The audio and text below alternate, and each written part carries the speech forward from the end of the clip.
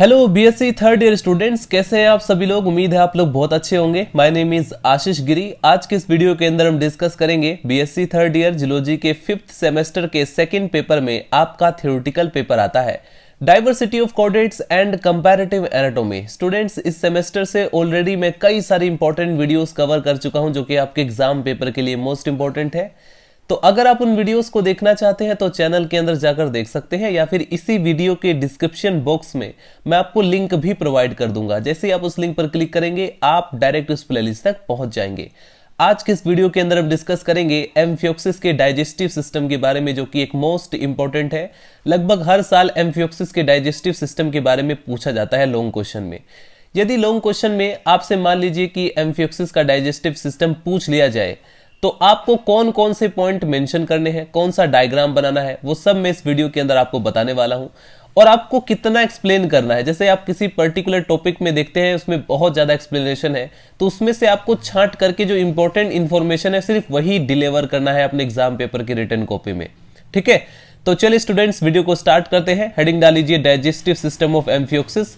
यदि आप बीएससी के कॉन्सेप्ट को हिंदी में समझना चाहते हैं तो आप इस चैनल से जुड़ सकते हैं। एम्फियोक्सिस के डाइजेस्टिव सिस्टम में सबसे पहले आपको क्या लिखना है। एम्फियोक्सिस के डाइजेस्टिव सिस्टम के अंदर एक तो एलिमेंट्री कैनाल होती है और बाकी जो है डाइजेस्टिव ग्लैंड्स होते हैं, और यही दोनों मिलकर के एम्फियोक्सिस का डाइजेस्टिव सिस्टम बनाते हैं। यानी कि इनके डाइजेस्टिव सिस्टम की जो दो इंपॉर्टेंट या मेन कंपोनेंट है, एक तो इसका एलिमेंट्री कैनाल, दूसरा होता है इसका डाइजेस्टिव ग्लैंड। ठीक है, तो सबसे पहले हम स्टडी करेंगे एलिमेंट्री कैनाल के बारे में और उसके बाद हम देखेंगे डाइजेस्टिव ग्लैंड, देन उसके बाद फीडिंग मेथड को भी देखेंगे। ठीक है, एलिमेंट्री कैनाल में आपको लिखना है एलिमेंट्री कैनाल माउथ से लेकर के एनस द्वार तक फैली हुई एक सीधी एक स्ट्रेट ट्यूब के रूप में रहती है, एक नाल के रूप में रहती है। इसमें अंदर की ओर पक्षमाभी एपिथीलियम का लेयर होता है तथा विभिन्न प्रदेशों में इसका व्यास अलग अलग होता है। इसमें निम्नलिखित स्ट्रक्चर्स आती हैं। सबसे पहले तो माउथ होता है, दूसरा होता है oral hood and buccal cavity. Alimentary canal को आप ऐसे भी डिफाइन कर सकते हैं। देखो, माउथ हम सबसे पहले जो उसका फर्स्ट पार्ट रहता है एलिमेंट्री कैनाल का, वो माउथ ही रहता है। माउथ के बाद इसमें बहुत सारी स्ट्रक्चर्स आती हैं, देन उसके बाद आप फाइनली जो है एलिमेंट्री कैनाल एनस के पास जाकर के खत्म हो जाता है। ठीक है, जो पूरी ट्यूब है उसका लास्ट जो पॉइंट रहता है वो एनस ही रहता है। माउथ में आपको लिखना है कि यह एक बड़े अंडाकार व मध्य छिद्र के रूप में रोस्ट्रम के नीचे मध्य अधर तल पर स्थित होता है। इसके चारों ओर झालर के समान ओरल हुड होता है। ठीक है, अब हमने ओरल हुड के बारे में भी यहां पर लिख दिया, तो इसके बारे में एक्सप्लेन भी करना होगा। Oral hood and buccal cavity में लिखेंगे रोस्ट्रम के नीचे ओरल हुड स्थित होता है। यह एक छड़ के अगले सिरे के पृष्ठ एवं पार्श्व प्रक्षेपों का बना होता है। देखो ध्यान से, ये ओरल हुड का डायग्राम है। ये एम्फियोक्सिस के ओरल हुड का डायग्राम शॉर्ट क्वेश्चन में भी पूछा जाता है। ठीक है, एग्जाम पेपर में कई बार 2 नंबर में शॉर्ट क्वेश्चन में ओरल हुड के बारे में पूछा जाता है, तो आपको ये डायग्राम और साथ में से एक्सप्लेन भी करना होता है।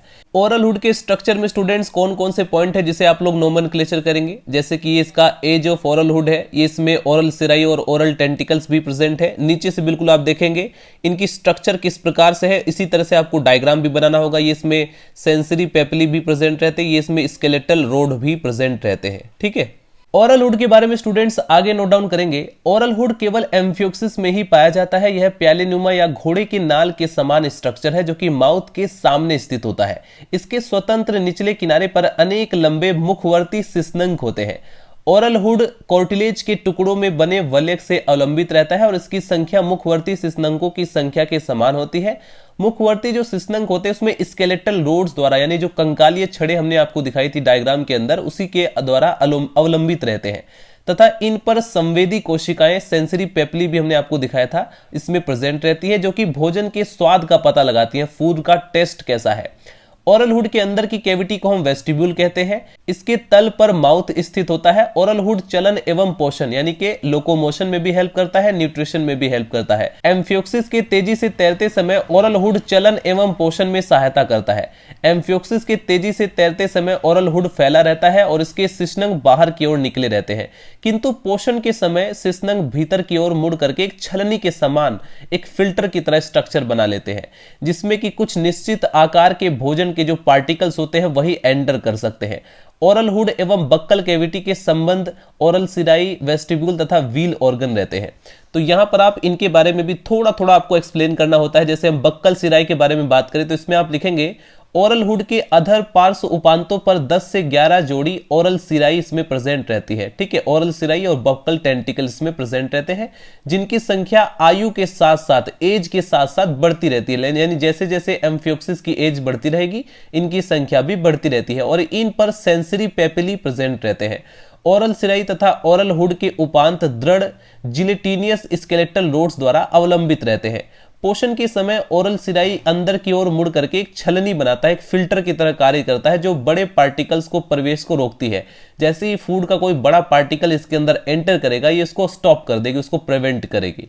उसके बाद आता है वेस्टिब्यूल। वेस्टिब्यूल में आप लिखेंगे ओरल हुड कीप के समान एक कैविटी को परिबद्ध करता है। इस कैविटी को बक्कल कैविटी या वेस्टिब्यूल कहते हैं। इसमें माउथ खुलता है। वेस्टिब्यूल कैविटी पर एक्टोडर्म का लेयर होता है, स्तर होता है, इसलिए इसे हम स्टोमोडियम या इसके छिद्र को हम माउथ भी कहते हैं। इसके बाद स्टूडेंट्स कई बार एग्जाम पेपर में 2 नंबर में शॉर्ट क्वेश्चन में व्हील ऑर्गन के बारे में भी पूछा जाता है, तो उसके बारे में आप लिखेंगे ओरल हुड के निचली सतह पर 6 से 8 जोड़ी अंगुली के समान फिंगर के समान फोल्ड या पैचेस होते हैं। प्रत्येक फोल्ड में एक पक्षमाभी ग्रूव खांच होती है जो कि एक पक्षमाभी उद्रेक यानी सीलिएटेड रिज द्वारा परिबद्ध रहती है। ये फोल्ड व्हील ऑर्गन्स या म्यूलर ऑर्गन्स या सीलिएटेड ऑर्गन्स बनाते हैं। ठीक है, तो कहीं पर व्हील ऑर्गन की जगह मूलर ऑर्गन्स भी अगर लिखा जाए तो आप यही एक्सप्लेन करेंगे। व्हील ऑर्गन के जो सीलिया रहते हैं वो वाटर की भंवर के समान एक व्रिंगलिंग धारा को उत्पन्न करते हैं, वाटर करंट को उत्पन्न करते हैं तथा भोजन को माउथ में भेजते हैं। व्हील ऑर्गन के प्रत्येक पैच में एक खांच होती है जो कि आगे की ओर एक ग्रत में समाप्त हो जाती है। मध्य पृष्ठ पैच में एक लंबी ग्रंथिल व पक्षमाभी खांच होती है जिसे हम हैचिक ग्रूव तथा उसमें स्थित छोटे से अवनमन को हम हैचिक पिट कहते हैं। ये दोनों स्ट्रक्चर पक्षमाभी व ग्रंथिल होती है, ग्लैंडुलर होती है तथा म्यूकस का सेक्रेशन करती है, जबकि ग्रत संवेदी भी होती है। ठीक, अब हम बात करते हैं व्हीलम और एंटेरोस्टोम के बारे में। ये भी एलिमेंट्री का एक इंपॉर्टेंट पार्ट रहता है। इसमें आप लिखेंगे पीछे की ओर वेस्टिब्यूल वलय के समान एक उदग्र मेम्ब्रेन द्वारा परिबद्ध रहता है। इस मेम्ब्रेन को व्हीलम कहते हैं। इसके मध्य में एक गोल छिद्र होता है जिसे हम एंटेरोस्टोम कहते हैं। यह फेरिंग्स में खुलता है यानी कि ग्रसनी में खुलता है। पहले एंटेरोस्टोम को कुछ वैज्ञानिक माउथ कहते थे, किंतु यह अन्य कॉर्डेट्स के मुख के तुल्य नहीं होता है क्योंकि यह एक्टोड्रम से लेयर्ड ग्रसनी में यानी फेरिंग्स में खुलता है। वास्तव में वास्तविक माउथ जो होता है वो एक्टोड्रम से स्तरित स्टोमोडियम में खुलता है। ठीक है, एंटेरोस्टोम को खोलने यानी कि ओपन करना और क्लोज करने के लिए एक व्हीलम में एक स्फिंक्टर होती है। व्हीलम का पश्च उपान 10 से 12 क्रश या पतले स्लेंडर व्हीलर स्पर्शक यानी कि टेंटिकल से निकला रहता है। इन पर बड़ी संख्या में संवेदी पेपिली या सीलिया होते हैं। व्हीलर टेंटिकल्स भी एंटेरोस्टोम में प्रवेश करने वाली जल की धारा को छानने का कार्य करते हैं, फिल्टर का काम करते हैं। फाइनली स्टूडेंट्स आप लोग डायग्राम देख सकते हैं, ये एम्फियोक्सिस के व्हीलम का डायग्राम है। अगर शॉर्ट क्वेश्चन में आपसे एम्फियोक्सिस के व्हीलम के बारे में पूछा जाए तो ये डायग्राम आप लोग बनाएंगे, जिसमें आप देखेंगे ऊपर की तरफ व्हीलर रिंग आपको दिखाई पड़ रही है, इसमें स्फिंक्टर प्रेजेंट रहती है। ये इसमें टेंटिकल्स भी आपको दिखाए गए हैं, ये इसका एंटेरोस्टोम रहता है। ठीक है, ये जो बीच में स्पेस आपको दिखाई दे रहा है इसी को हम एंटेरोस्टोम बोलते हैं। और इन पर यहाँ पर आप देखेंगे सेंसरी पेपिली लगे रहते हैं। ठीक, थोड़ा सा फेरिंग्स के बारे में आपको एक्सप्लेन करना है क्योंकि आगे चलकर ये फेरिंग्स में ही ओपन हो रहा है। तो इसमें आप लिखेंगे यह एक बड़ी विस्तीर्ण तथा पार्श्व से संपीड़ित कक्षिक चैम्बर के रूप में होती है जो कि एलिमेंट्री कैनाल का सर्वाधिक बड़ा भाग है। इसमें निम्नलिखित स्ट्रक्चर्स होती हैं। देखिए फेरिंग्स के अंदर कौन कौन से स्ट्रक्चर्स होती है। एक तो इसमें गिल स्लिट्स आती है। गिल स्लिट्स के बारे में लिखेंगे फेरिंग्स की पार्श्व दीवारों में 150 से 200 जोड़ी संकीर्ण व तिरछे गिल स्लिट्स गिल क्लेफ्ट्स प्रेजेंट रहते हैं। इनके द्वारा जो फेरिंग्स कैविटी है तथा एट्रियल कैविटी के बीच संबंध बना रहता है। क्लोम रंध्रों पर क्लोमों का अभाव रहता है तथा आयु के साथ साथ पीछे की ओर इनकी संख्या बढ़ती रहती है। स्टूडेंट्स गिल स्लिट्स को एक्सप्लेन करने के बाद अब आप लोग हेडिंग डालेंगे गिल बार्स। इसमें आप लिखेंगे क्लोम विदरों के नीचे फेरिंग्स की दीवार को गिल बार्स या फिर गिल लैमेली कहते हैं। क्लोम छड़ी दो प्रकार की होती है, एक तो प्राइमरी गिल बार्स, दूसरा होता है सेकेंडरी गिल बार्स या जिसे हम टंग बार्स भी बोलते हैं। ये नियमित रूप से एक दूसरे के एकांतरण करती हैं और इनकी संरचना एवं परिवर्धन में अंतर रहता है। ठीक है, तो गिल बार्स के बारे में सिर्फ आपको इतना ही एक्सप्लेन करना है, ज्यादा कुछ लिखने की आवश्यकता नहीं है। गिल स्लिट्स और गिल बार्स को एक्सप्लेन करने के बाद स्टूडेंट्स आगे आप लोग नोट डाउन करेंगे एंडोस्टाइल के बारे में। इसके बारे में भी शॉर्ट क्वेश्चन कई बार पूछा गया है एंडोस्टाइल के बारे में, इसलिए मैं आपको कह रहा था कि एम्फियोक्सिस का डाइजेस्टिव सिस्टम इंपॉर्टेंट है हैं, क्योंकि शॉर्ट में भी क्वेश्चन आते हैं, लॉन्ग में भी आता है। एंडोस्टाइल के बारे में लिखेंगे, फेरिंग्स में मध्य अधर रेखा के साथ साथ उथला गटर यानी ज़ैलो गटर होता है, जिसे हम एंडोस्टाइल या हाइपोब्रैंकियल ट्रैक कहते हैं। इसमें पक्षमाभी कोशिकाओं के 5 अनुलंब पथ होते हैं, जो कि म्यूकस का सेक्रेशन करने वाली ग्रंथिल कोशिकाओं के 4 पथों से एकांतरण करते हैं। मध्य पथ के सीलिया पार्श्व पथों के सीलिया से काफी अधिक लंबे होते हैं और एंडोस्टाइल 2 स्केलेटल प्लेट्स द्वारा अवलंबित रहती है। प्लेटों के नीचे सब एंडोस्टाइल सिलोमिक कैनाल प्रेजेंट रहती है, जिसमें अधर आयोटा स्थित रहता है। ठीक है, आपको बस इसमें इतना ही एक्सप्लेन करना है। इसके बाद अब हम एक्सप्लेन करेंगे ईसोफेगस के बारे में। हेडिंग डाल लीजिए स्टूडेंट्स, ईसोफेगस। ईसोफेगस के बारे में आपको लिखना है, यह फेरिंग्स के बाद शुरू होती है और यह एक छोटी संकीर्ण पक्षमाभी नलिका है जो कि इंटेस्टाइन में खुलती है। इंटेस्टाइन के बारे में आपको एक्सप्लेन करना है, यह ग्रसनी के बराबर लंबी होती है। इसमें 3 भाग, 3 इंपॉर्टेंट पार्ट होते हैं। एक तो होता है इसमें मिडगट, दूसरा है मध्य ileocolic ring, middle ileocolic ring इसमें प्रेजेंट रहते हैं, तथा पीछे की ओर एक शुंडाकार हिंडगट इसमें प्रेजेंट रहता है। तो ये इसमें 3 पार्ट प्रेजेंट रहते हैं। ईसोफेगस यानी ग्रसिका एवं पश्चांत्र के जोड़ पर दाहिनी ओर एक बड़ा अध डाइवर्टिकुलम निकलता है। मध्यांतर में दाहिनी ओर एक पार्श्व पश्चमाभी पथ होता है। इस पथ के सीलिया नीचे की ओर स्पंदन करते हैं तथा भोजन को मध्यांतर के डाइवर्टिकुलम की ओर प्रेरित करते हैं। मध्यांतर के बाद यह सघन पक्षमो एवं इलियोकोलिक रिंग होता है। इसके स्पंदन से भोजन से युक्त म्यूकस कार्ड घूर्णन करती है। इलियोकोलिक रिंग के बाद पश्चांत्र में स्थित होती है। यह कुछ संकीर्ण होती है और इसके अंतिम भाग में बड़ी संख्या में पक्ष यानी सीलिया प्रेजेंट रहते हैं। इसे रेक्टम कहते हैं यानी मलाशय कहते हैं और यह एनएस द्वारा बाहर खुलता है। एनएस की बात करें तो यह एक छोटा सा गोल छिद्र, एक पोर रहता है जो कि संवर्णी द्वारा नियंत्रित रहता है। यह पुच्छ यानी कि कोडल फिन के आधार पर कुछ वाम की ओर स्थित रहता है। अब हम बात करेंगे स्टूडेंट्स डाइजेस्टिव ग्लैंड्स के बारे में। हमने अभी तक पूरा का पूरा एलिमेंट्री कैनाल के स्ट्रक्चर को कवर किया। एलिमेंट्री कैनाल के अंदर जो जो पार्ट्स आते हैं उनको एक्सप्लेन किया। डाइजेस्टिव ग्लैंड्स के अंदर आपको लिखना है, पाचक ग्रंथि यानी डाइजेस्टिव ग्लैंड में केवल एक हिपेटिक सीकम प्रेजेंट रहता है, जो कि ग्रास नली तथा ग्रसनी के संगम स्थल से एक अधविनाल के रूप में निकलता है। पाचक ग्रंथि यानी कि डाइजेस्टिव ग्लैंड ग्रसनी के पार्श्व में इसके साथ साथ चलती है तथा ग्रंथिल एपिथेलियम द्वारा हस्तारित रहती है। यह बाह्य रूप से पृष्ठवंशियों के लीवर के समान रहती है। ठीक है, अब हम देखते हैं स्टूडेंट्स फीडिंग एंड डाइजेशन। ये हमारा लास्ट पॉइंट रहता है। इसमें हमें ये देखना होता है कि कैसे ये भोजन को पकड़ता है और कैसे ये खाता है।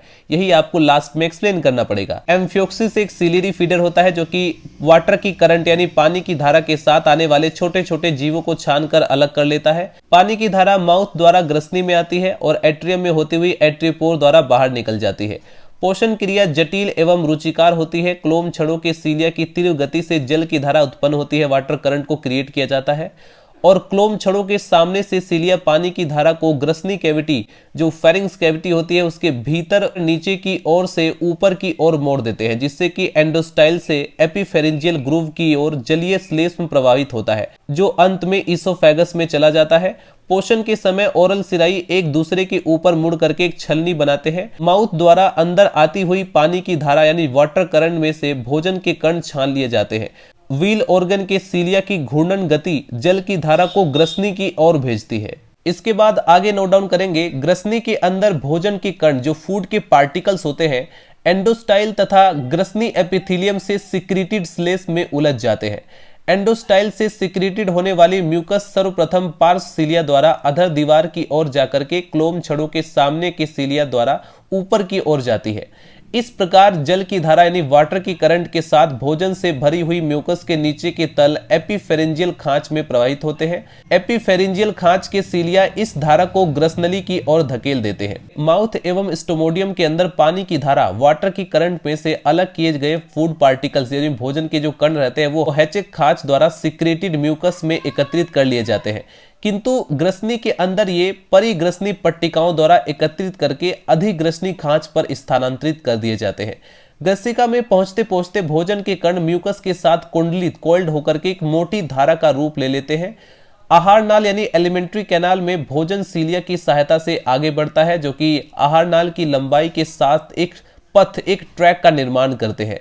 ग्रसनी से भोजन मिडगट में पहुंचता है, जहां रोमाभी पार्थ इसे मिडगट डाइवर्टिकुलम की ओर भेजता है, जहां से भोजन मध्यांतर में फिर वापस आ जाता है। सीलिया का इलियोकोलोनिक रिंग भोजन का परिभ्रमण करता है, जिसमें भोजन डाइजेस्टिव एंजाइम से भली भांति प्रकार से मिल जाता है। ठीक है, इसके बाद आगे क्या होता है, डाइजेस्टिव एंजाइम एलिमेंट्री कैनाल तथा मिड गट डाइवर्टिकुलम से सिक्रीट होते हैं और ये इलियोकोलिक क्षेत्र के सीलिया की गति द्वारा भोजन में मिल जाते हैं और पाचन मध्यांतर यानी जो मिड गट वाला पार्ट होता है उसमें प्रारंभ होता है बचे हुए भोजन के एलिमेंट्री कैनाल से बाहर निकालने तक, और इसे हम एक्स्ट्रा सेलुलर डाइजेशन के अतिरिक्त इंट्रा सेलुलर डाइजेशन का भी पता चलता है। भोजन के जो पार्टिकल्स होते हैं वो हिंड गट की एपिथेलियम द्वारा एकत्रित करके पचा लिए जाते हैं।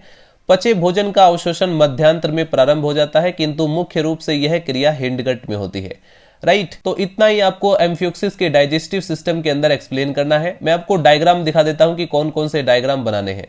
देखिए स्टूडेंट्स, एम्फियोक्सिस के डाइजेस्टिव सिस्टम के अंदर ये जो आप लोग डायग्राम देख रहे हैं ये फीडिंग मैकेनिज्म का डायग्राम है। अगर आपने इसको रिप्रेजेंट कर दिया तो आपने लगभग डाइजेस्टिव सिस्टम के 70% वाला जो डायग्राम है वो कवर कर लिया। ये डायग्राम इंपॉर्टेंट है, इसी को आपको एक्सप्लेन करना होता है। यहाँ पर आप लोग रिप्रेजेंट कर सकते हैं इसकी जो नोमेनक्लेचर है उसके द्वारा, जैसे कि इसमें हिंड गट वाला पार्ट है या एनएस वाला पार्ट है, ये इसका हेपेटिक डाइवर्टिकुलम प्रेजेंट रहता है, ये इसमें बक्कल सीरी है, इसमें फूड कॉर्ड प्रेजेंट है, ये इसका फेरिंग्स वाला पार्ट है, ये इसमें व्हील ऑर्गन प्रेजेंट है, ये इसका एसोफेगस वाला पार्ट है। ठीक, तो इस तरीके से आप लोग इसका नोमेनक्लेचर करके ये डायग्राम बनाएंगे। एक ये मैंने आपको स्टार्टिंग में बताया था, ये जो इसका एम्फियोक्सिस का ओरल हुड होता है इसका डायग्राम भी बनाना है, और एक आपका व्हील ऑर्गन जो रहता है, व्हील ऑर्गन का भी आप लोग डायग्राम बनाएंगे। तो एम्फियोक्सिस के डाइजेस्टिव सिस्टम में ओनली आपको 3 डायग्राम बनाने हैं और इस तरीके से आपका एम्फियोक्सिस का डाइजेस्टिव सिस्टम कंप्लीट हो जाएगा लॉन्ग क्वेश्चन में। सो स्टूडेंट्स, मिलते हैं नेक्स्ट वीडियो में। अगर आपको कोई भी डाउट हो तो आप लोग कमेंट सेक्शन में मेंशन कर सकते हैं। मिलते हैं नेक्स्ट वीडियो में। Bye bye, Tata.